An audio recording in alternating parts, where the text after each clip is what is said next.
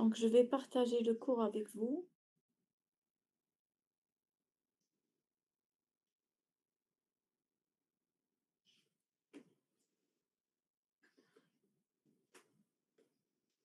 J'espère que vous êtes en train de voir.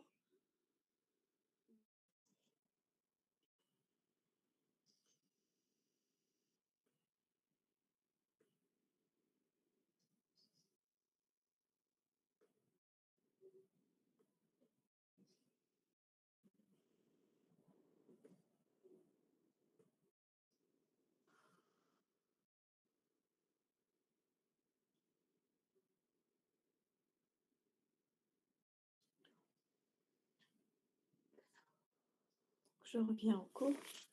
Donc, la dernière fois, nous avons commencé par définir les anneaux. Donc, on a élargi la notion de groupe. On a défini les anneaux. On a même commencé à traiter un problème d'anneaux en TD. Donc, nous avons défini les diviseurs de zéro, l'anneau intègre.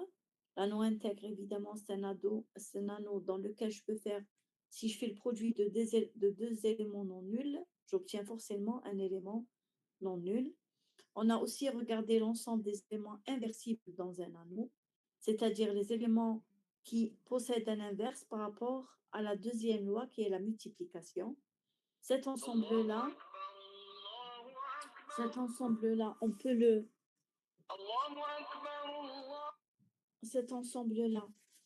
mettre, on peut le considérer comme un groupe multiplicatif. C'est le groupe multiplicatif qu'on peut définir sur un anneau. La dernière fois, nous avons aussi traité, enfin commencé à voir un certain type d'anneaux particulier. C'est les anneaux de polynômes. Les anneaux de polynômes sont des anneaux que je construis avec la variable x. L'anneau A n'est pas forcément, il peut être un corps, comme il peut être Z sur PZ, que nous avons déjà vu, c'est-à-dire un groupe modulaire, comme il peut être un anneau quelconque. Donc, je peux toujours construire l'ensemble des polynômes, et cet ensemble-là, je peux le munir de deux lois, qui sont l'addition et la multiplication. L'élément neutre de l'addition va être évidemment le polynôme 0 ou 0, considéré comme étant un polynôme, et le 1, ça va être pour la multiplication. Les lois de composition, comme vous les connaissez déjà, la somme de deux polynômes, c'est la somme des coefficients des polynômes, et le produit des deux polynômes, c'est en utilisant la loi AJ fois BI moins J, x puissance I allant de 0 jusqu'à n plus 1. Évidemment, le degré de P plus Q est égal au maximum des deux degrés, et le degré de P fois Q est égal à degré de P plus degré de Q. Donc, l'anneau de polynôme, pourquoi est-ce que je donne juste ce petit aperçu sur ces anneaux? C'est parce que par la suite, nous allons les utiliser dans la construction des corps finis.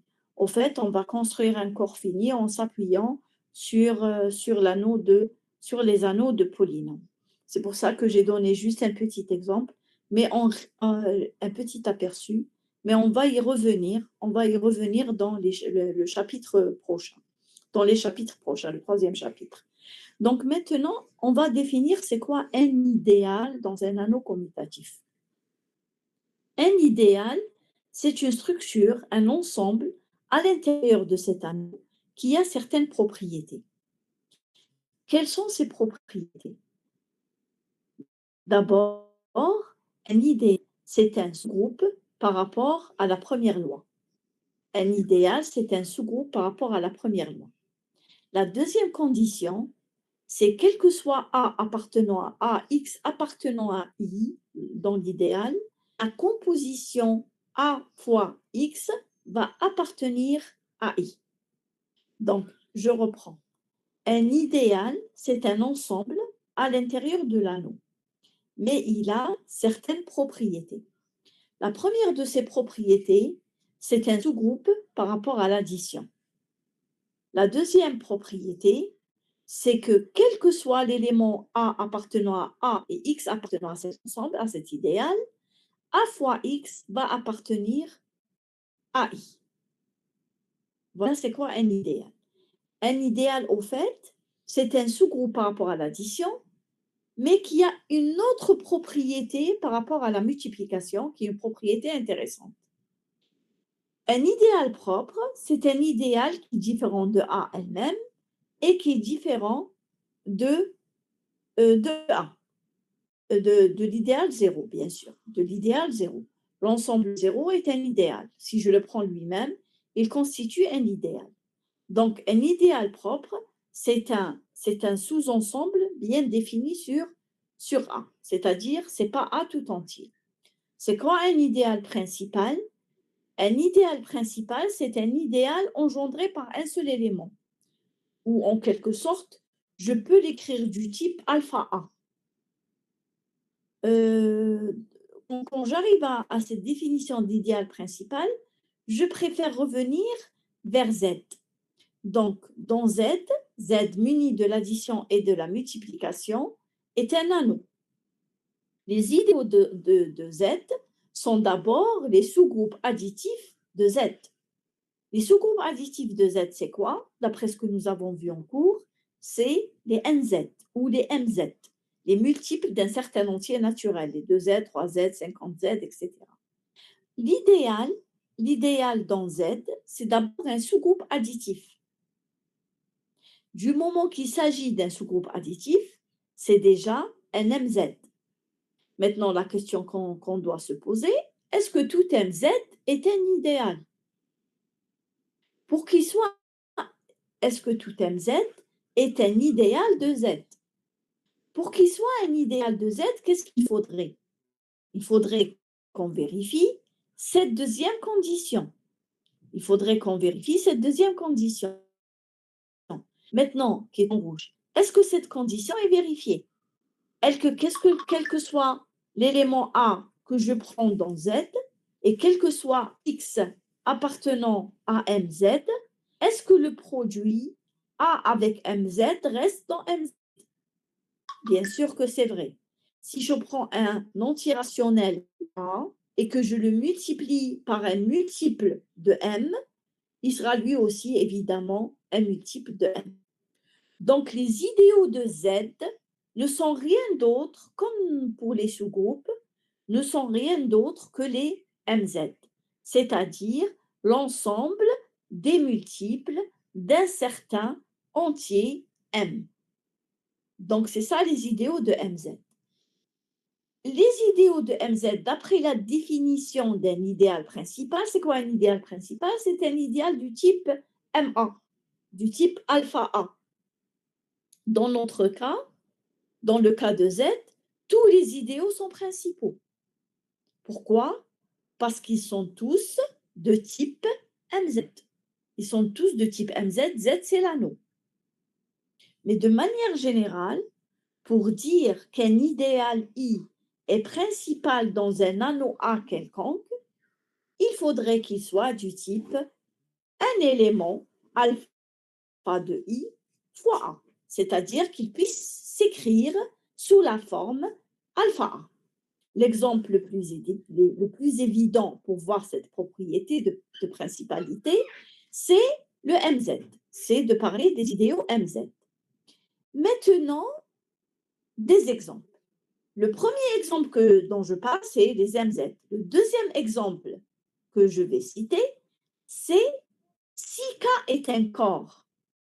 Si K est un corps, alors l'anneau K de X, dans l'anneau K de X, tous les idéaux sont principaux. Si K est un corps, dans l'anneau K de X, tout idéal est principal. Pourquoi, à votre avis? Si K est un corps, regardez cette propriété. Si K est un corps, alors tout idéal est un idéal principal. Tout idéal dans K de X est un idéal principal. À votre avis, pour quelle raison?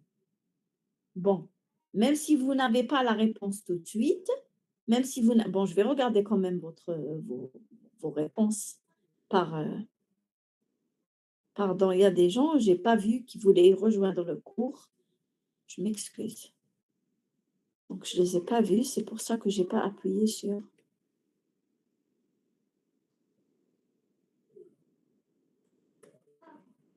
Voilà. Est-ce que.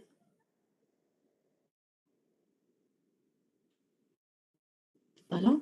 Donc, je reviens au cours pour expliquer la notion d'idée. Au fait, cette notion, on en aura besoin aussi pour la construction des corps finis. Bon, je l'entame un petit peu maintenant et on va aussi y revenir dans le chapitre 3. Mais quand même, on a besoin de quelques concepts généraux qu'on va comprendre, d'accord, qu'on va comprendre avant de passer au chapitre de l'arithmétique de Z sur NZ, considéré comme étant un anneau, hein, pas comme un groupe additif, mais considéré comme étant un anneau. Donc, je reprends. On a défini une notion qui est la notion d'idéal dans un anneau. L'idéal, c'est quoi? C'est un ensemble dans l'anneau qui a deux propriétés. La première propriété, c'est qu'il s'agit d'un groupe par rapport à la première loi. C'est un groupe par rapport à l'addition. La première loi, on la note par convention l'addition. Donc, c'est un groupe par rapport à l'addition. La deuxième condition, quel que soit A dans l'anneau et quel que soit I dans l'idéal, si je fais l'opération A multiplié par I avec la deuxième loi, je reste dans I. Je reste dans I. C'est ça ce que j'appelle un idéal. Un idéal est dit propre s'il est différent de 0, il est différent de A. Il est différent des groupes triviaux. Les groupes triviaux sont 0, l'élément neutre, et le groupe additif accompli. On dit qu'un idéal est propre s'il est différent de ces deux éléments. Maintenant, c'est quoi un idéal principal? C'est un idéal que je peux écrire sous la forme alpha A, où alpha, c'est un élément de I, évidemment. Je vous ai dit l'exemple le plus évident pour les idéaux principaux, c'est les MZ.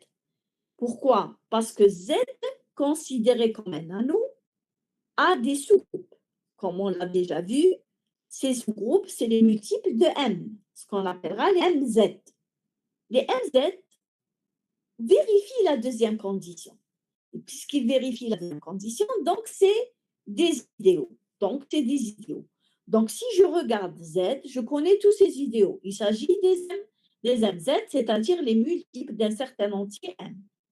Maintenant, dans les exemples, j'ai pris cet exemple-là, bien sûr, considérant Z, et j'ai pris un autre exemple qui considère un corps K.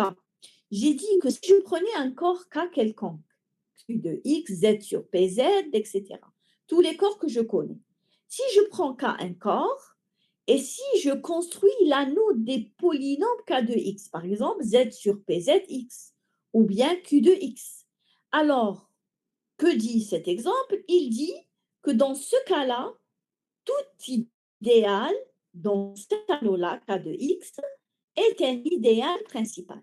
Je vous ai posé la question, pour quelle raison? Pour quelle raison est-ce qu'on a un idéal principal? C'est-à-dire, dès que j'ai un idéal, je peux l'écrire sous la forme, si vous voulez, un polynôme fois K de X. Un certain polynôme fois K de X. Je ne vous demande pas de répondre tout de suite, mais on va revenir à cette question. On va revenir sur cette question et on va essayer de la faire plutôt la prochaine fois en cours. Vous allez comprendre pourquoi, lorsque nous avons un corps, en fait, ce qu'on va penser utiliser, c'est la division euclidienne. Puisque je peux faire la division euclidienne telle que vous la connaissez dans Z, je peux aussi faire la division euclidienne dans K de X avec K un corps. C'est-à-dire, je peux faire la division euclidienne, par exemple, dans Z sur PZX. Je peux faire la division euclidienne. Et à partir de là, on va déduire que tout idéal, au fait, il est principal. Ça, c'est pour la notion d'idéal principal, si vous avez compris ce que je suis en train de dire. Si vous avez des questions. Donc, il y a inversibles et idéaux. Ce qu'on va remarquer, c'est que, en quelque sorte, les inversibles et les idéaux sont deux concepts contradictoires. D'accord? En quelque sorte, ils sont contradictoires. On va dire qu'un idéal, une proposition très importante, si un idéal contient un élément inversible de A. Supposez un idéal qui contient un élément inversible de A. Un élément inversible par rapport à la loi de la multiplication, évidemment. Puisque l'idéal, c'est déjà un groupe. Donc, en ce qui concerne les symétriques par rapport à la première loi, il les contient tous. Il contient tout élément dans I a sous son sens symétrique par rapport à l'addition dans I. Parce que I est un groupe additif. Maintenant, quand je parle de l'inversible ici, je parle par rapport à la deuxième loi, qui est la loi de la multiplication. Alors, que dit notre proposition? Elle dit que si un idéal I contient un élément inversible de l'anneau, alors cet idéal, il est forcément égal à l'anneau tout au complet. D'accord? Il est forcément égal à l'anneau tout au complet. Pourquoi? Parce que s'il contient A, et s'il contient A moins 1, n'est-ce pas? S'il contient A moins 1, un élément qui est inversible, alors forcément, si je multiplie A par A moins 1, je vais rester dans I. Donc, il va contenir l'élément neutre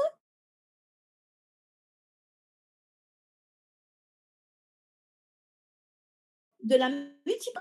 I, X est dans I. Et donc, un X est dans I. Et donc, quel que soit X dans A, il devient dans I. Et donc, A sera contenu dans I. Donc, un idéal qui contient un élément inversible, un seul élément inversible de l'anneau A, il va contenir tout l'anneau. Donc, il ne peut pas être propre. Est-ce que c'est clair? Est-ce que c'est clair ce concept, cette idée? Est-ce que cette idée est claire? Est-ce que cette idée est claire? Est-ce que vous avez des questions sur cette idée? Attendez, je vais regarder vos messages. Est-ce que vous avez compris cette idée?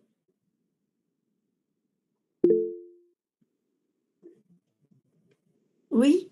D'accord.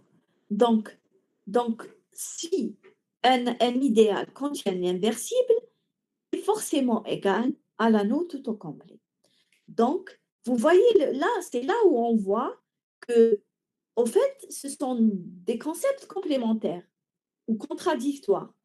Un idéal propre ne peut pas contenir des inversibles. C'est pas possible. D'accord? Maintenant, si K alors est un corps, si K est un corps, c'est pas un anneau, si K est un corps, je vous rappelle c'est quoi un corps? C'est un anneau dont tous les éléments sont inversibles, c'est-à-dire mis à part le zéro de la première loi, l'élément neutre de l'addition, tous les éléments sont inversibles. Donc un corps ne peut pas contenir d'idéaux propres.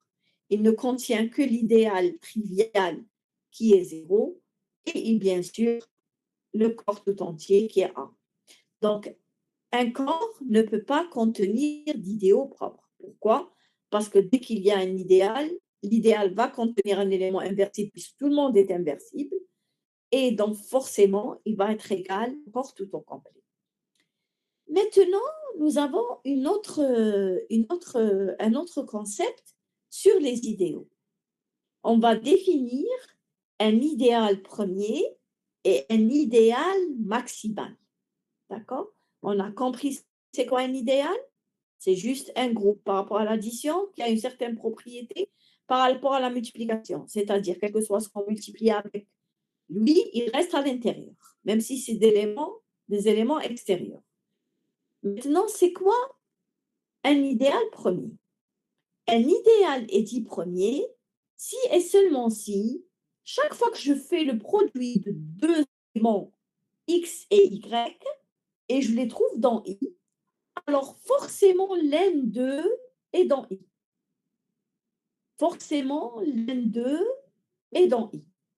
Il ne faut pas confondre avec la définition de l'idéal. La définition de l'idéal, qu'est-ce qu'elle dit? Chaque fois que je prends un élément de l'idéal, je le multiplie par un élément de l'anneau, je reste dans l'idéal. D'accord? Ça, c'est la propriété, la définition même de l'idéal. Un idéal premier, c'est pas c'est-à-dire, c'est d'abord ça, parce que c'est un idéal, mais c'est aussi autre chose. C'est-à-dire, chaque fois que je prends deux éléments quelconques, même s'ils n'appartiennent pas à l'idéal, si je fais le produit et je suis dans l'idéal, c'est que forcément, l'un d'eux est dans l'idéal. Donc, c'est une condition, bien sûr, plus forte que la condition deuxième de la définition de l'idéal. Donc, chaque fois que je fais le produit de deux éléments et je les trouve dans I, alors forcément, l'un d'eux est dans I. Ça, c'est ce que j'appelle un idéal premier. À votre avis, quels sont les idéaux premiers de Z? À votre avis, quels sont les idéaux premiers de Z? D'abord, quels sont les idéaux de Z? On a dit, les idéaux de Z, c'est les MZ, avec M multiples, avec M entier naturel. C'est-à-dire, en fait, c'est les multiples d'un certain M. Les 5Z, les 6Z, etc. C'est ça les idéaux de Z. Maintenant, lesquels parmi eux sont premiers? Lesquels parmi eux sont premiers? Quand est-ce que lorsque je fais le produit de deux éléments et appartient à I, c'est que l'un d'eux forcément appartient à I. Quand est-ce? Quand est-ce que j'ai ce résultat? Quand est-ce que j'ai ce résultat? Quels sont les idéaux premiers de Z? Quels sont les idéaux premiers de Z? À votre avis, c'est quoi les idéaux premiers de Z? Qu'est-ce que ça veut dire un idéal premier de Z? Ça voudrait dire, c'est un idéal du type MZ, on le sait bien. Mais ça voudrait dire que si je fais X fois Y appartenant à MZ, ou X appartient à MZ, ou Y appartient à MZ. Qu'est-ce que ça veut dire X fois Y appartenant à MZ? Ça voudrait dire X fois Y, c'est un multiple de M. Ça voudrait dire X fois Y est un multiple de M. Dire que X fois Y est un multiple de M, est-ce que ça entraîne forcément que X est un multiple de M ou Y est un multiple de M? Par exemple, si je suis dans l'idéal 6Z, si je fais 2 fois 3, c'est 6. Ça appartient à 6Z. Et pourtant, ni 2 ni 3 ne sont des multiples de 6. Ni 2 ni 3 ne sont des multiples de 6. Donc 6Z n'est pas un idéal premier, ça c'est clair. Mais quand est-ce que l'idéal devient premier? Quand est-ce que l'idéal devient premier? J'attends vos réponses sur le... Quand est-ce que l'idéal devient premier? Sur les messages. Vous pouvez me répondre sur les messages. Non, pas de Z dans ZN. C'est dans Z. Hein? C'est je suis dans Z. D'accord? Je suis dans Z et les idéaux dans Z, c'est les MZ. D'accord? Je suis juste dans Z. Et les idéaux, c'est les MZ. D'accord? Les idéaux, c'est les MZ. D'accord? Maintenant, pourquoi quand est-ce que les MZ vont devenir des idéaux premiers? Si étoile fois X. Non, ce que j'avais dit ici, attendez, je reprends. Ce que j'avais dit, c'est qu'un idéal est premier. Regardez la définition, hein, je vais la reprendre. Donc, regardez la définition.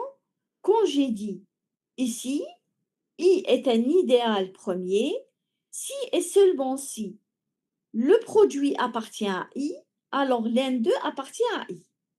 Si je prends l'anneau Z, on a dit que les idéaux de cet anneau, c'est les MZ.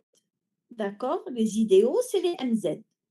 Maintenant, quand est-ce que je pourrais dire qu'un MZ, un idéal MZ, est un idéal premier? Wesh معناتها il est premier. Maintenant, si je fais le produit X fois Y un multiple de M, forcément, X est un multiple de M ou bien Y est un multiple de M. C'est ça. Mais est-ce que ça, c'est toujours vrai? Je vous ai donné un exemple. Je vous ai donné un exemple en vous disant, si je prends 6Z, par exemple, si je prends 6Z, c'est un idéal. Lui-même, c'est un idéal. Mais je peux prendre 2 fois 3 est égal à 6. Et pourtant, et pourtant, ni 2 n'appartient, 2 c'est pas un multiple de 6, et 3 c'est pas un multiple de 6. Ni 2 ni 3 n'appartiennent à 6Z. Et pourtant, le produit appartient. Donc 6Z n'est pas un idéal premier. Par contre, la question que je vous pose, quand est-ce qu'alors ça va être des idéaux premiers? Quand est-ce que les MZ vont devenir premiers? Les multiples de M dans Z, oui, ça c'est les idéaux. Si vous dites les multiples M dans MZ, c'est les idéaux. Est-ce que parmi ces idéaux, quand est-ce que parmi ces... Voilà, d'après la réponse de votre camarade Smati, c'est lorsque n est premier. Pourquoi? Parce que lorsque n est premier, oui, c'est ça, lorsque n est premier, si je fais la multiplication de deux éléments, et je dis que c'est un multiple de 5. Par exemple, A fois B est un multiple de 5. Ça veut dire 5 divise A fois B. Et forcément, il divise A ou il divise B. On ne peut pas avoir A fois B est un multiple de 5 sans qu'il y ait dans le A ou dans le B le 5. C'est ça. Le 5 n'est pas décomposable, c'est un nombre premier. Donc, les MZ, ils deviennent des idéaux premiers lorsque M est premier. Lorsque M est premier. Pourquoi? Parce que le produit de deux éléments ne peut pas, par exemple, 11Z, 13Z, je ne peux pas avoir A fois B appartenant à 11Z, alors que ni A ni B n'appartiennent à 11Z. Ce n'est pas possible. Donc, l'un d'eux est forcément dans 11Z, ce qui va rendre l'idéal premier. Donc, un idéal premier, c'est un idéal qui produit deux éléments A. Si ce produit, il appartient à l'idéal, c'est que forcément l'un des deux éléments est dans l'idéal. D'accord? Donc les idéaux premiers de Z sont les PZ. Les idéaux premiers de Z sont les PZ. Est-ce que c'est clair cette notion d'idéal premier? Si c'est pas clair, vous posez vos questions. Hein. C'est pas parce que vous êtes dans un mythe que vous pouvez parler, poser vos questions. Allez-y. Est-ce que c'est clair? Pourquoi premier? Regardez, euh, quand je vais appliquer la définition. Je vais dire x, un entier x appartenant à z, fois un entier y appartenant à z tous les deux. Je vais dire x fois y appartiennent à pz. D'accord? Je vais dire x fois y, maintenant dit deux éléments, deux entiers rationnels. Vous faites leur produit. Dans PZ. A fois B appartient à PZ. Qu'est-ce que ça veut dire? Ça veut dire que le produit A fois B, ça voudrait dire que le produit A fois B est un multiple de P. هذه واش معناتها كي نقولوا PZ. A fois B est un multiple de P. Est-ce que يقدر يكون A fois B multiple de P بلا ما A يكون multiple de B ولا B يكون multiple de P? Est-ce que يقدر؟ Est-ce que نقدر نصنع P en faisant le produit de deux éléments? Non. Voilà, non. Et donc, forcément, l'un d'eux, il appartient à PZ, forcément. Puisque l'un d'eux appartient à PZ, ce type d'idéaux qui vérifie ça, maintenant, si le produit appartient à l'idéal, forcément, l'un des deux éléments est dans l'idéal, c'est un idéal premier. Donc, les idéaux premiers de Z, c'est les PZ. D'accord? Les idéaux premiers de Z, c'est les PZ. Maintenant, si vous avez compris maintenant la notion d'idéal premier, si on passe à la notion d'idéal maximal, qu'est-ce que ça veut dire un idéal maximal? Un idéal maximal est un idéal qui ne peut être contenu dans aucun autre idéal. Un idéal maximal est un idéal qui ne peut être contenu dans aucun autre idéal. Ça veut dire s'il est contenu dans un autre idéal, c'est forcément l'anneau complet. C'est forcément l'anneau complet, parce que l'anneau complet, évidemment, c'est un idéal. C'est forcément l'anneau complet. C'est ça ce que ça veut dire un idéal maximal. Si je reviens à Z et les MZ, c'est quels idéaux, ces idéaux maximaux? Quand est-ce que j'ai un idéal qui n'est contenu dans aucun idéal? Quand est-ce qu'un idéal est contenu dans l'autre? Une question plus simple, quand est-ce que MZ, quand est-ce que MZ est contenu dans un Z?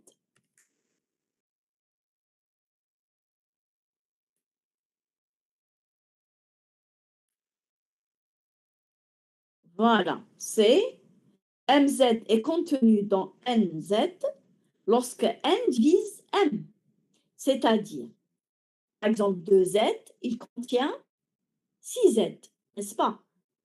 Euh, 25Z est contenu dans 5Z. 36Z est contenu dans 6Z. D'accord? Bien sûr, c'est le grand qui est contenu dans le petit. Pourquoi? Parce que les multiples de 36, les multiples de 6 sont plus grands que les multiples de 36, sont plus fins, il y a plus de nombres. D'accord? Donc, c'est les 36Z qui est contenu dans 6Z. C'est les 4Z qui est contenu dans le 2Z, etc.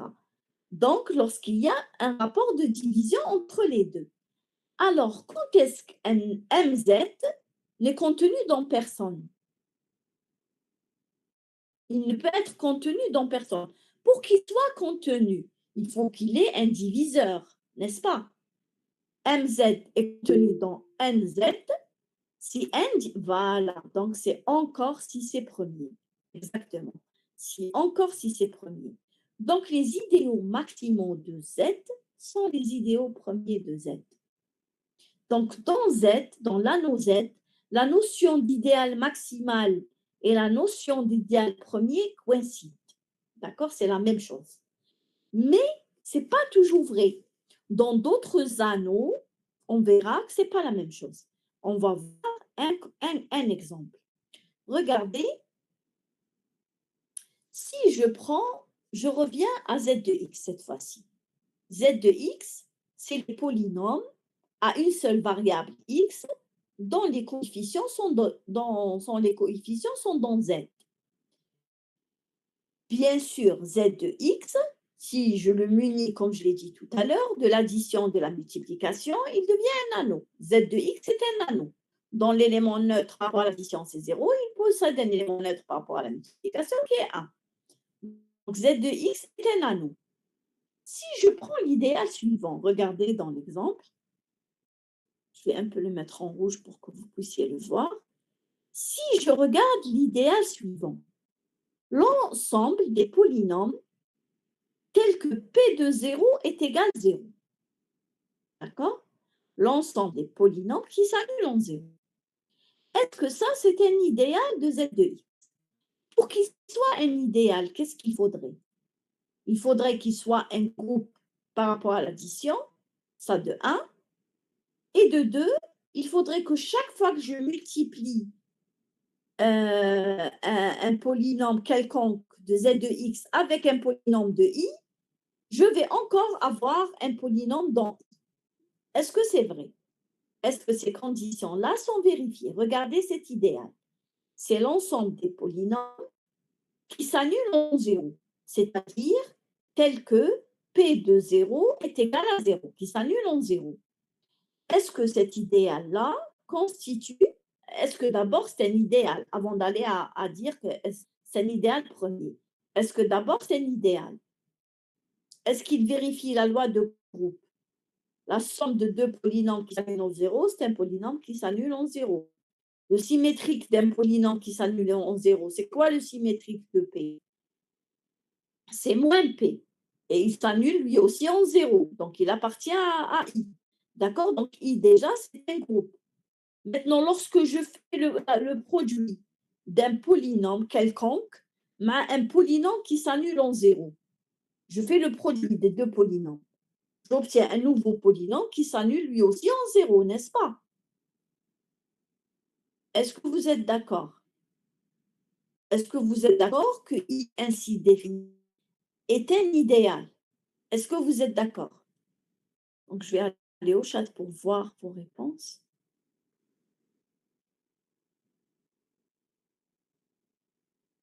Au fait, je ne suis pas que dans Z. Je suis dans Z de X, c'est-à-dire les polynômes à coefficients dans Z. Et I, c'est les polynômes à coefficients dans Z qui s'annulent en 0. Et I sont les polynômes. Constituent quoi I? I, c'est l'ensemble de tous les polynômes de Z de X qui s'annulent en 0. Non, on a juste, on les a définis comme ça. Khaled, vous m'entendez? On l'a juste défini comme ça. C'est-à-dire, on a choisi I, on l'a choisi. L'ensemble des polynômes qui s'annulent en 0. Et on a dit, est-ce que ça constitue un idéal? D'accord? On a dit, est-ce que ça constitue un idéal? Ah, pourquoi il s'annule en 0 après la multiplication? Oui, regardez, si je fais la multiplication, si P appartient à I, d'accord? Si P appartient à I, maintenant P de 0 égale 0. ندي Q un polynôme quelconque. نصنع polynôme multiplication, c'est quoi? C'est Q de X fois P de X. C'est le polynôme G. Si je le remplace par 0, G de 0, c'est quoi? C'est Q de 0 fois P de 0. Donc, c'est aussi égal à 0. Donc, si je prends les polynômes de cet idéal et je les multiplie par n'importe quel autre polynôme, ils vont rester dans cet idéal. Est-ce que ça, c'est clair? Est-ce que ça, c'est clair? D'accord. Donc, ce que je peux dire ici, c'est que I est un idéal. D'accord? I est un idéal. C'est un groupe par rapport à la première loi qui est l'addition, ou avec la propriété. À chaque fois que je fais le produit, tu as un élément externe ou un élément à l'intérieur de cet idéal, de cet ensemble. Maintenant, il est premier. Pourquoi il est premier? Pourquoi est-ce que cet idéal est premier? Qu'est-ce que ça veut dire qu'il est premier? Ça voudrait dire, si je fais le produit de deux polynômes, d'accord? G fois H, deux polynômes. Et je trouve que le produit appartient à I. Wesh معناتها il appartient à I. معناتها G fois H de 0 égale à 0. D'après l'intégrité de la loi polynomiale, n'est-ce pas, lorsque vous avez G fois H de 0 égale à 0, ça voudrait dire ou G de 0 égale 0 ou H de 0 égale 0. Et donc, forcément, l'un des deux polynômes est à l'intérieur de I. Donc, cet idéal-là, effectivement, c'est un idéal premier. Est-ce que cette notion du fait qu'il soit un idéal premier est claire? Est-ce que vous avez compris le fait qu'il soit un idéal premier? Donc, I est un idéal premier. Est-ce que vous avez compris ça? Vous pouvez passer au chat pour les questions. Est-ce que I est un idéal premier?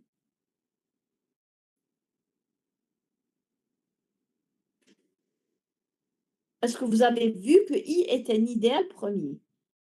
Est-ce que vous voyez que I est un idéal premier? Qu'est-ce que ça veut dire un idéal premier? Maintenant, on dit deux polynômes quelconques où je fais le produit. On le dans I. باش le produit يكون dans I. لازم هذاك le produit 0 يكون égal à 0.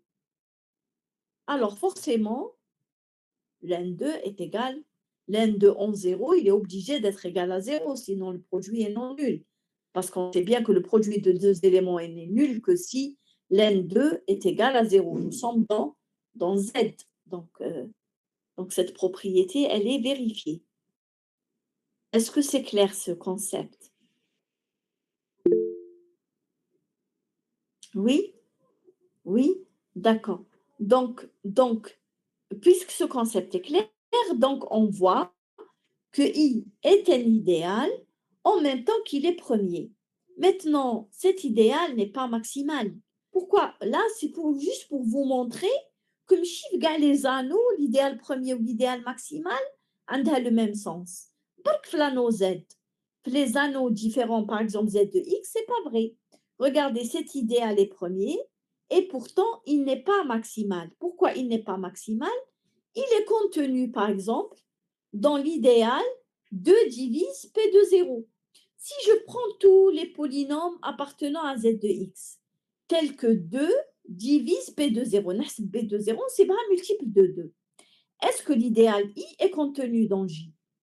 Est-ce que I est contenu dans J? Si P de 0 égale 0, 2 divise 0, n'est-ce pas? Et donc, c'est un cas particulier. Ça voudrait dire que tous les éléments de I appartiennent à J.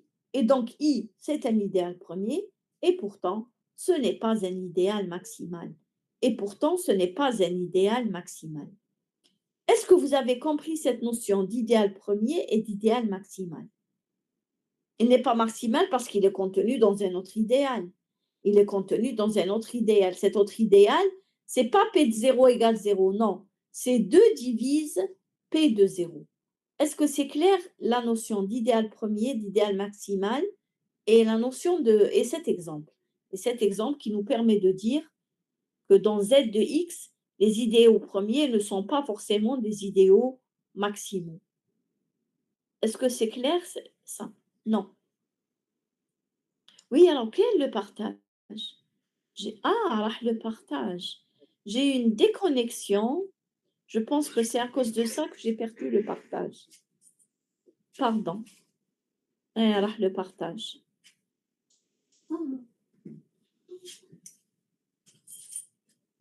Attendez. Qu'est-ce qui se passe?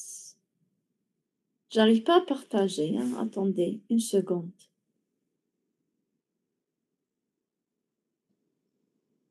Attendez. Je sais pas pourquoi le partage est parti. Je vais essayer. Je vais essayer de partager. Maintenant, je suis en train de partager l'écran tout au complet. Regardez maintenant, vous arrivez à voir? Oui? Vous arrivez à voir le oui, d'accord, d'accord. Donc qu'est-ce qu'on a dit? On a dit que dans Z, les idéaux premiers sont les idéaux maximaux. Mais c'est pas vrai. Par exemple, dans ZX, on vient de voir un exemple. Un idéal, il est premier et pourtant, il n'est pas maximal. Est-ce que ces 2 notions-là sont claires? Est-ce que vous les avez, compris? Est-ce que ces 2 notions sont claires? D'accord. Donc maintenant, on va passer au théorème de Krull. C'est pratiquement le dernier théorème qu'on va faire dans ce chapitre. Je vais vous dire qu'est-ce qu'il dit ce théorème. Il dit d'abord que si vous avez un idéal propre, quel qu'il soit, alors il est forcément contenu dans un idéal maximal. Si vous avez un idéal propre, quel qu'il soit, il est forcément contenu dans un idéal maximal. Bien sûr, dans les idéaux de Z, qui sont les MZ, c'est quelque chose qu'on voit très bien, n'est-ce pas? Tout idéal de Z, du type MZ, il est forcément contenu dans un idéal maximal. C'est quoi l'idéal maximal dont il est contenu, le MZ? Si vous avez M un entier naturel, MZ est un idéal. C'est quoi l'idéal maximal qui contient MZ? C'est quoi l'idéal maximal qui contient MZ? C'est quoi l'idéal maximal qui contient MZ? C'est quoi l'idéal maximal qui contient MZ? C'est quoi l'idéal maximal qui contient MZ? C'est quoi l'idéal maximal qui contient MZ? C'est quoi l'idéal maximal qui contient MZ? C'est quoi l'idéal maximal qui contient MZ? C'est quoi l'idéal maximal qui contient MZ?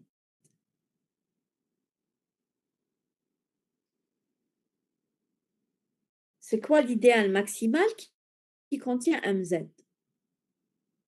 PZ avec P divisant M, n'est-ce pas? Par exemple, si Z, il est contenu dans 2Z, il est contenu dans 3Z. 15Z, il est contenu dans 5Z, il est contenu dans 3Z aussi. D'accord? Donc, tout idéal, quel qu'il soit, il est contenu forcément dans un idéal maximal. Ça, c'est le théorème de Krull, sa démonstration, bien sûr, elle est assez, elle est assez difficile, elle est assez costaud, elle est très... Maintenant, qu'est-ce qui nous intéresse dans ce théorème? C'est de caractériser les éléments inversibles. Qu'est-ce qu'on va dire? On va dire que si j'ai un anneau A, si je considère tous les idéaux maximaux contenus dans cet anneau, alors si je fais la réunion de tous les idéaux maximaux et je regarde ce qui reste dans A, ce qui va rester dans A, c'est les inversibles. Ce qui va rester dans A, c'est les inversibles. C'est surtout le corollaire du théorème de Krull qui est intéressant. Qu'est-ce qu'il dit ce corollaire? Il dit que si vous faites la réunion de tous les idéaux maximaux dans un anneau, et si vous enlevez ces éléments de l'anneau A, vous allez avoir tous les éléments inversibles. Tous les éléments inversibles. Si on applique ça, par exemple, sur Z, sur Z, on sait que les idéaux maximaux, c'est les PZ, n'est-ce pas, avec P premier. Donc, si je fais la réunion de tous les PZ avec P premier et je les soustrais de Z, je vais obtenir les éléments inversibles, qui sont moins 1 et 1. Bien sûr, moins 1 et 1, ce sont les deux seuls éléments qui n'appartiennent à aucun des PZ. Quel que soit l'entier naturel M, quel que soit l'entier rationnel M, qu'il soit positif ou négatif, je peux toujours le mettre dans un MZ. Il appartient toujours à un certain PZ, parce qu'il y a toujours un certain nombre premier qui le divise. Mis à part moins 1 et 1, qui n'ont aucun nombre premier qui les divise et qui sont effectivement les éléments inversibles. Donc, qu'est-ce qu'il dit le corollaire? Il dit que la réunion de tous les idéaux maximaux ne va laisser que les éléments inversibles. Ne va laisser que les éléments, elle va couvrir tout l'anneau, mais elle va laisser les éléments inversibles, bien sûr, qui n'appartiennent évidemment à aucun idéal maximal et qui n'appartiennent à aucun idéal de manière générale. Voilà ce que dit le théorème de Krull. Est-ce que vous l'avez compris? Ça, c'est une caractérisation des éléments inversibles. Donc, les éléments inversibles sont ce reste, sont ce complémentaire d'éléments qui n'appartiennent à aucun idéal maximal. Donc, si je fais toute la réunion des idéaux maximaux, forcément, je vais exclure tous les éléments inversibles. Donc, d'où le résultat là, que j'ai écrit ici. Je vais le mettre en rouge. Donc, ça, c'est pour voir que la réunion des PZ va me donner Z moins les inversibles qui sont moins 1 et 1. Est-ce que c'est clair ce théorème? Bon, on va l'utiliser, mais pour le moment, pas encore. Est-ce que c'est clair ce théorème? Est-ce que le corollaire est clair? Est-ce que vous avez compris ce théorème et son corollaire? Donc, le théorème, qu'est-ce qu'il dit? Il dit que tout idéal, il est forcément contenu dans un idéal maximal. Ça, c'est ce que dit le théorème. Le corollaire, qu'est-ce qu'il dit alors? Il dit donc, si je prends tous les idéaux maximaux, je fais la réunion de tous et je les ensemble, je les mets tous dans le même ensemble. Si je regarde le complémentaire ou des éléments qui restent, ça va être les éléments inversibles. Si j'applique ces deux résultats sur Z, qu'est-ce que ça va me donner? La réunion de tous les PZ, c'est quoi? C'est Z moins les éléments inversibles. Quels sont les éléments inversibles Z? C'est moins 1, c'est moins 1 et 1. C'est moins 1 et 1. Est-ce que c'est clair toute cette histoire? Si c'est pas clair, je reprends. Est-ce que c'est clair? Je suis obligée maintenant de Nahla, non, c'est pas le résultat, c'est les éléments inversibles. Qui dit la réunion de tous les idéaux maximaux, qui dit la réunion وتنحيهم من l'anneau, c'est-à-dire l'anneau moins la réunion تاع les idéaux maximaux. اللي يقعد c'est les éléments inversibles. معناتها les éléments inversibles غير هما اللي يقعدوا ils n'appartiennent à aucun idéal maximal.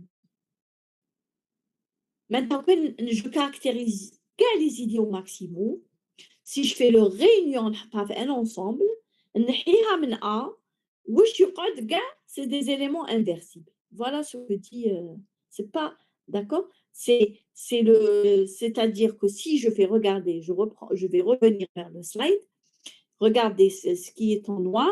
Si je fais la réunion de tous les P premiers PZ, هادو les réunions هادوما les idéaux maximaux. Alors, qu'est-ce que j'obtiens? J'obtiens Z tout au complet, mis à part les éléments inversibles. Maintenant, moins 1 et 1.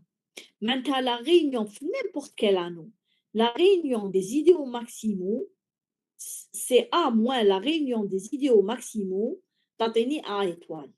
Maintenant, A étoile, ou même les éléments, ils n'appartiennent pas aux idéaux maximaux.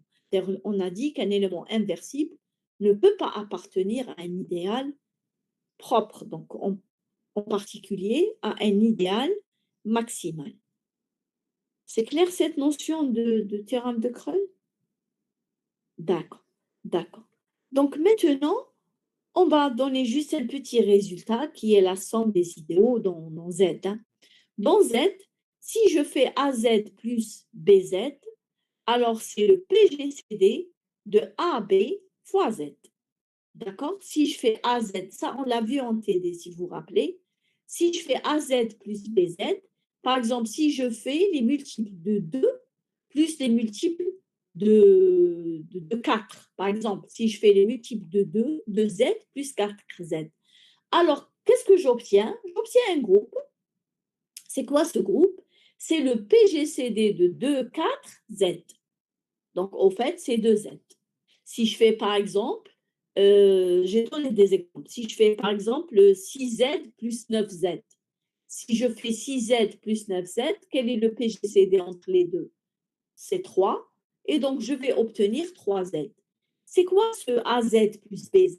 C'est tous les éléments somme des multiples de A avec les multiples de B. Si je somme tous les multiples de A avec les multiples de B. Bien sûr, ça, c'est un résultat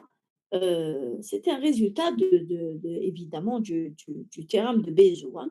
C'est un résultat du théorème de Bézout. Donc, chaque fois que je vais sommer des idéaux du type AZ plus BZ, je vais obtenir PGCD de ABZ. Maintenant, dans tout anneau euclidien où le PGCD n'a pas calculé qui met les anneaux K de X ou K est un corps. C'est des anneaux euclidiens. Maintenant, on applique aussi le théorème de Bézout.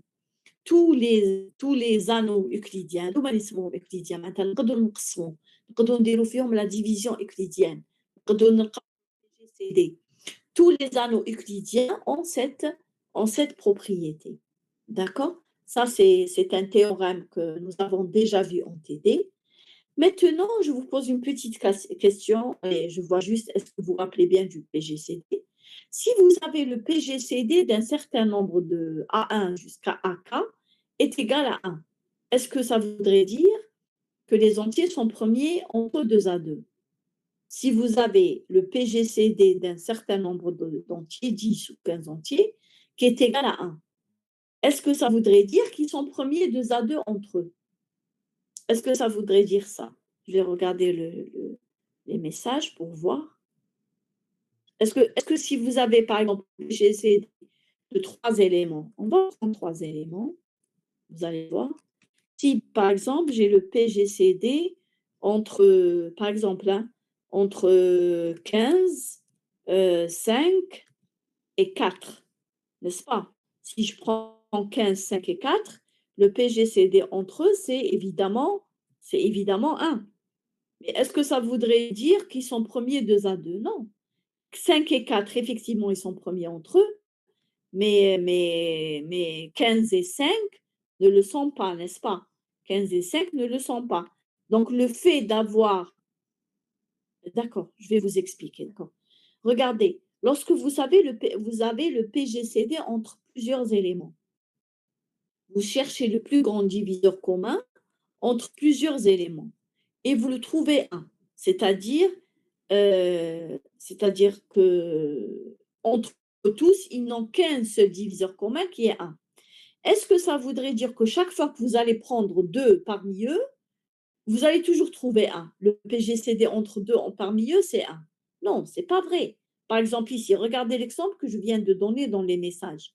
Regardez, par exemple, si je prends le PGCD entre 15, 5 et 4, c'est 1, n'est-ce pas? Parce que le diviseur commun entre 15 et 5 et 4, le seul diviseur commun, c'est 1. Par contre, si je prends 15 et 5 tout seul, le diviseur commun entre eux, c'est 5. Donc, le fait que le PGCD entre plusieurs éléments est égal à 1, ça ne veut pas dire qu'ils sont premiers entre eux 2 à 2. Hein. Il faut faire attention, surtout après quand on va énoncer le théorème des restes inouïs. Donc, quand j'ai le PGCD entre deux éléments est égal, entre plusieurs éléments est égal à 1, ça ne veut pas dire qu'ils sont tous premiers entre eux 2 à 2. Hein. Ça ne veut pas dire ça. Ça veut dire qu'ils sont premiers entre eux, pris tous à la fois. Pris tous à la fois. D'accord? C'est clair maintenant? C'est clair? C'est clair maintenant le concept?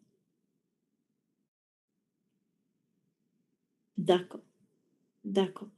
Donc, donc maintenant, voilà, en principe, je vais clore, à moins que j'ai ajouté quelque chose. Ah oui, j'allais passer au chapitre suivant, mais en fait, j'ai oublié quelque chose d'important. C'est l'anneau-quotient. Regardez, comme nous avons construit ce que nous avons appelé le groupe quotient. Si vous vous rappelez, dans le début, nous avons construit d'abord ce qu'on a appelé l'ensemble quotient. L'ensemble quotient qui était les classes. بعد هذوك les classes, la loi qui était définie sur le groupe, on l'a élargie à condition qu'on a dit, si vous vous rappelez quoi, le groupe abélien ou bien le sous-groupe G sur H. H, il est distingué. Voilà.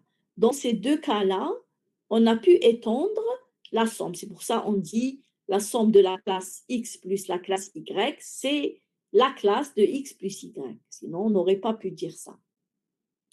Ça, dans les groupes. Maintenant, on va utiliser le même principe, mais dans les anneaux.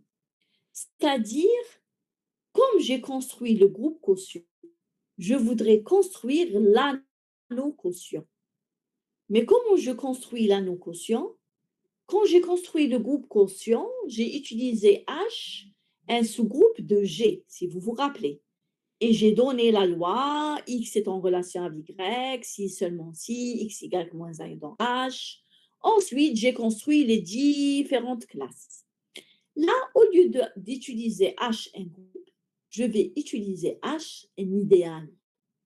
Donc, je vais construire nos quotients seulement si j'utilise cette loi, cette relation d'équivalence, mais avec I un idéal, ce qu'on va appeler A sur I. La relation d'équivalence, elle va changer, bien sûr.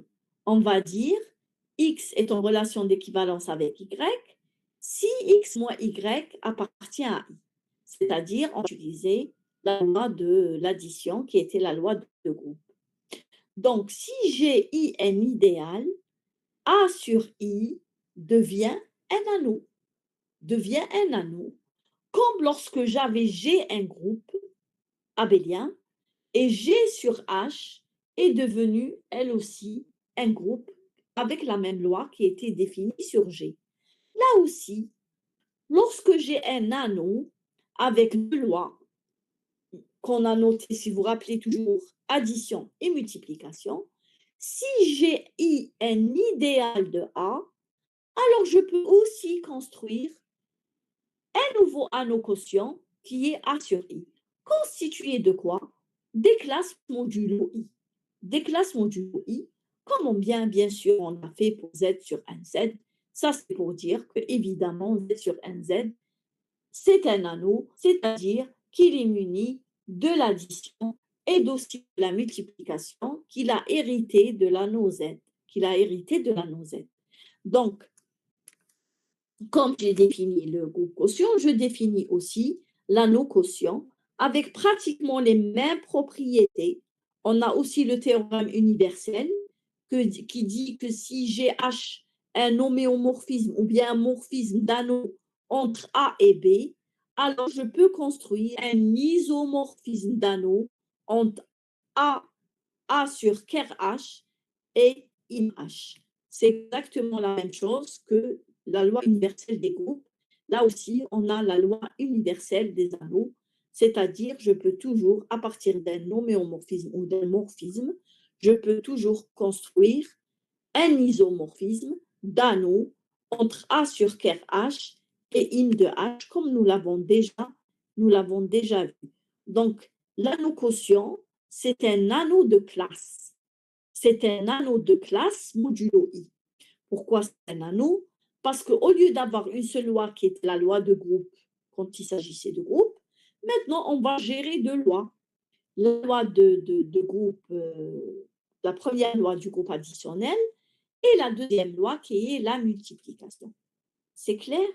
C'est clair l'anneau quotient?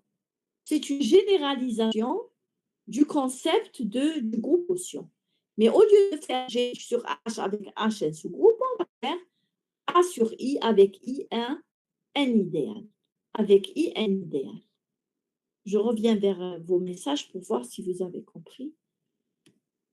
C'est bon cette histoire d'anneau quotient? C'est comme on l'a fait sur Z sur NZ. Maintenant, on a fait beaucoup d'exercices dans le TD en traitant Z sur NZ. Donc, je pense que vous avez déjà une idée sur cette histoire d'anneau quotient. Cet anneau quotient, on va y revenir. On va y revenir. Je vous ai dit tout à l'heure, pour la construction des cours finis, on va utiliser l'anneau de polynôme et on va utiliser un idéal et on va faire cette division qui est A sur I.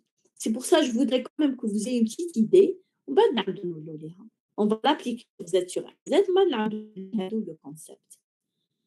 Les concepts de A sur I. Est-ce que c'est clair cette partie? Si c'est clair, je vais quand même regarder le chat pour vérifier. D'accord? Donc, si c'est clair, alors on va passer à quelques petites caractérisations de pourquoi est-ce qu'on a défini l'idéal premier et l'idéal maximal. Donc, si I est premier, alors l'anneau quotient qu'on va construire à I va être un anneau intègre. Et ça, on l'a vu. Quand on a Z, et I, c'est Z.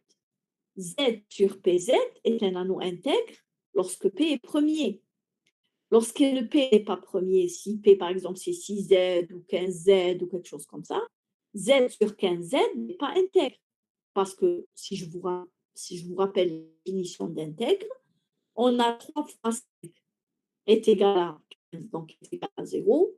Et pourtant, ni 3 ni 5 ne sont égaux à 0. Et donc, l'anneau Z sur 15Z n'est pas intègre. Donc, ça vient au fait de dire que si I est premier, si l'idéal I est premier, alors A sur I est un anneau intègre. Le deuxième résultat, si I est maximal, alors A sur I est intègre. Si I est maximal, A sur I, l'anneau quotient, devient un corps. Donc l'anneau quotient, si je quotiente avec I un idéal premier, j'obtiens un anneau quotient intègre. Si je vais faire le quotient avec un idéal maximal, je vais obtenir un corps. Et comme tout corps est un anneau intègre, tout corps est un anneau intègre, Alors, si un idéal est maximal, il est forcément premier. Donc, tout idéal maximal, au fait, est premier. Mais c'est l'inverse qui n'est pas toujours vrai. Tout idéal maximal est premier, mais pas tout idéal premier est maximal. D'accord? Donc, dans un anneau quelconque commutatif, tout idéal maximal est forcément premier. Ça vient de ce résultat que nous venons de dénoncer. C'est-à-dire que lorsque j'ai I idéal premier, lorsque je construis l'anneau A sur I, je vais obtenir un anneau intègre. Et lorsque j'ai I un idéal maximal, et lorsque je construis l'anneau quotient A sur I, j'obtiens un corps. Et comme tout corps est un anneau intègre, tout corps, il est déjà intègre, puisque c'est un corps. Donc, si je fais x fois y égale à 0, je n'ai qu'à multiplier par x moins 1, et donc forcément, y est égal à 0, ou y moins 1, et forcément, x est égal à 0. Et donc, forcément, l'un des deux est égal à 0.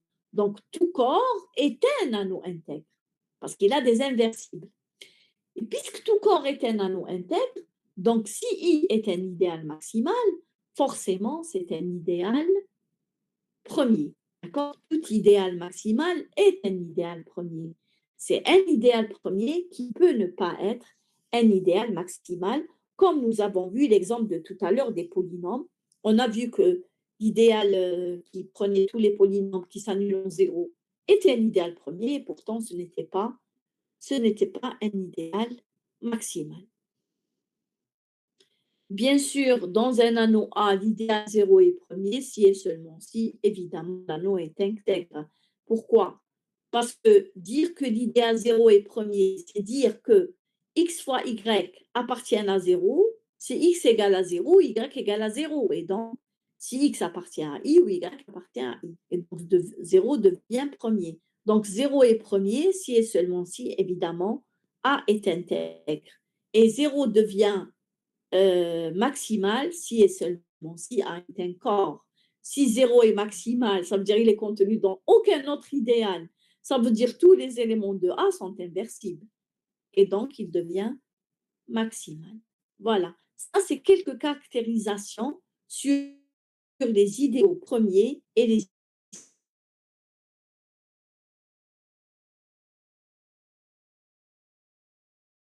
Est-ce que vous avez des choses sur ce que je viens de faire? D'accord. Maintenant, on va en principe aller vers le chapitre, on va en principe aller vers le chapitre arithmétique dans Z. D'accord? Est-ce que je vais en principe aller vers le chapitre 2, qui est l'arithmétique dans Z? Mais quand même, je préférerais le faire en cours, d'accord, en présentiel, je voudrais dire. Je préfère le faire en présentiel. Donc, je vais arrêter là. Je ne vais pas aller, je vais pas entamer le chapitre 2 en ligne. Je ne vais pas l'entamer en ligne. Je vais continuer. Bon, là, dans le slide, si vous êtes en train de le voir, ça, c'est pour vous expliquer le théorème des restes chinois. C'est-à-dire, je vais commencer à expliquer le théorème des restes chinois lorsqu'il s'agit juste de deux éléments. Ensuite, je vais généraliser, etc. Mais je préférerais quand même, ce cours qui est très important, de le faire parce que les idéaux, de toute façon, je vais y revenir. Mais ce cours, je préfère quand même le faire en présentiel. Maintenant, est-ce que vous avez compris ce que nous venons de faire? Est-ce que, est-ce que j'ai renvoyé les slides? Non, je ne les ai pas envoyés. Pourquoi? Parce qu'à chaque fois, je change, je change. Mais je vais les envoyer, hein, je vais les envoyer. Par exemple, je peux envoyer maintenant le chapitre 1 puisqu'on l'a fini. Je peux envoyer le chapitre 1, d'accord? Je vais pouvoir vous envoyer le chapitre 1. Je vais pouvoir vous les envoyer, bien sûr, bien sûr. Et le chapitre 2, il est en construction, c'est-à-dire chaque fois que je viens faire le cours, je le change. Donc, je préfère qu'il me le complètement, le bateau. D'accord? C'est clair ce que nous avons fait aujourd'hui. Est-ce que c'est clair ce que nous avons fait? D'accord, donc je vais arrêter. J'espère la semaine prochaine, on a l'électricité d'ici jeudi prochain. J'espère que l'électricité va être rétablie. Donc, merci, bon courage et bon week-end. Merci. Au revoir. Merci.